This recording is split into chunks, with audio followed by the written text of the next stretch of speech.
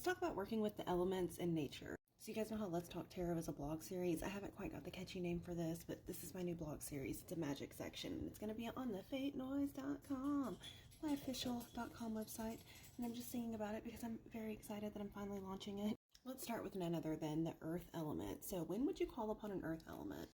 You would call on them whenever you're wanting to manifest anything into this reality, but specifically whenever you're going after something that's like a long-term kind of goal. Earth takes a while. This is a long-lasting spell. It's going to take a while for it to come to fruition, but once it gets here, it's going to be solid.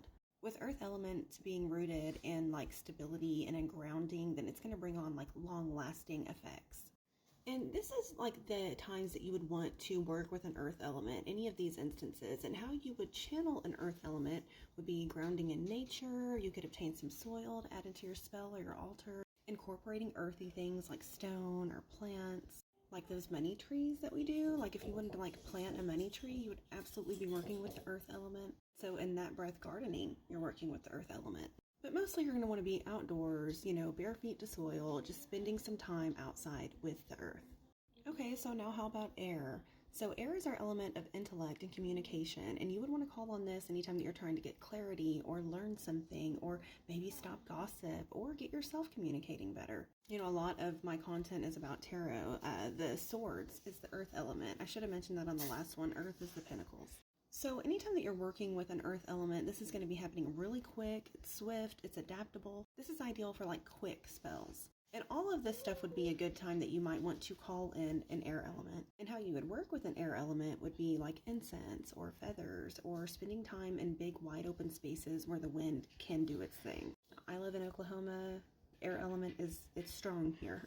You can also work with the air element though by like chanting and using your wind pipes to speak, or you could use wind chimes or bells.